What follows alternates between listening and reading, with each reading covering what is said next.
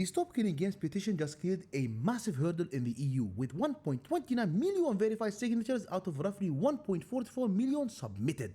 That's way over the 1 million minimum needed for it to be formally considered by EU politicians, and it lands the initiative in the upper tier of successful EU citizen campaigns. In other words, this wasn't a fluke, a bot farm, or sideshow bot digging up votes from the pet cemetery. According to organizer Moritz Katzner, the failure rate sits at around 10%, which is actually excellent by EU standards. The team also deliberately held back a full victory lap to avoid, tipping off lobbyists or burning out the volunteers, which is very responsible behavior in a space that's, usually messy.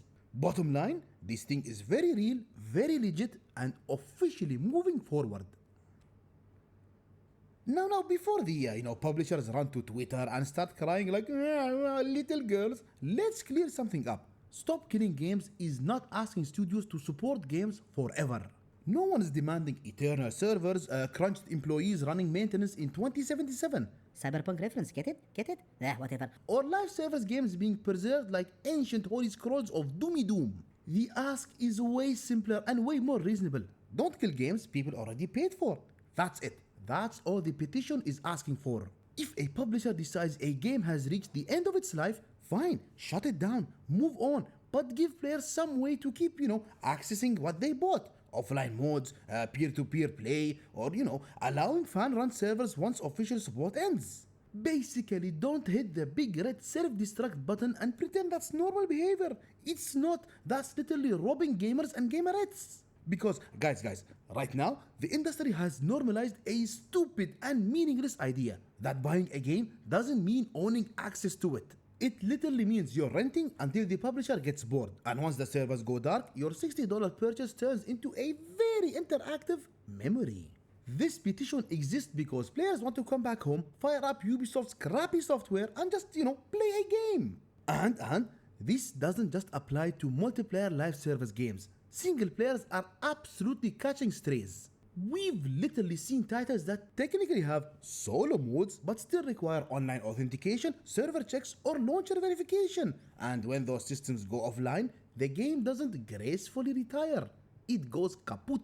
And suddenly your single player experience needs a server that no longer exists, and congratulations! You now own a very expensive icon.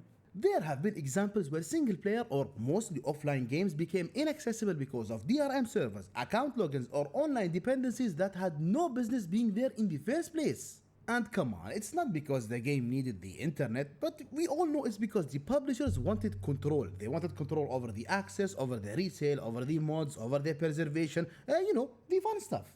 And this message is for the developers. Stop Killing Games isn't anti-developer. If anything, it's actually pro-developer. This whole mess usually isn't caused by the people making the games. It's business decisions from the top, always looking for money, until the actual product becomes, disposable.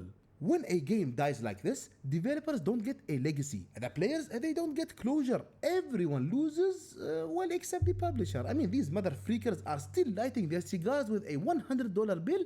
Use from your money. And the petition also isn't asking for free content, refunds, or resurrection patches. It's about end-of-life planning. The same way software, operating systems, and even hardware products have depreciation paths. Like, imagine this, guys. Buying a car and being told, yeah, once we stop servicing it, the steering wheel locks permanently. Now that would be insane and irrational, right? But in games, somehow we're supposed to nod and say, yes, the business model. All the initiative is saying is this: if you sell access to a game, you should plan for what happens when you stop supporting it. It's not forever, it's just being responsible. And that's why, guys, this thing resonated so hard across the EU. The gamers and gamerettes out there aren't asking for freaking miracles. All they're asking for are basic consumer respect. And that is unfortunately considered controversial nowadays. Ay. So my dear and beautiful gamers and gamerettes, what happens now that the petition crossed the finish line with flying colors? No, it won't mean the EU immediately kicking down Activision's door with a cease and desist and a middle finger labeled offline mode. Unfortunately, this path is much slower, much messier, and way less cinematic. But it's still important.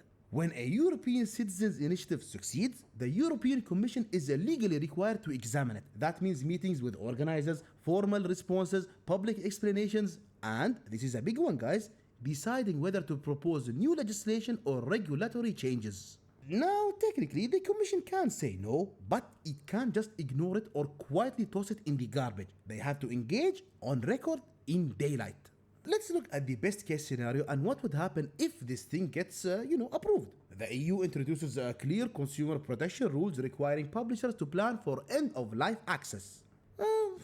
Reasonable alternatives like those we talked about. We're not saying anything out of the normal or expensive or whatnot, just codifying that should have been the standard practice already. That would immediately force publishers to think twice before designing games that self-destruct on a freaking timer.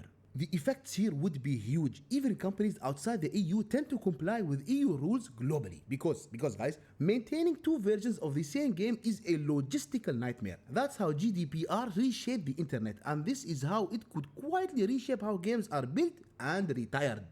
Fingers crossed it works. Now for the worst case scenario, without doom posting.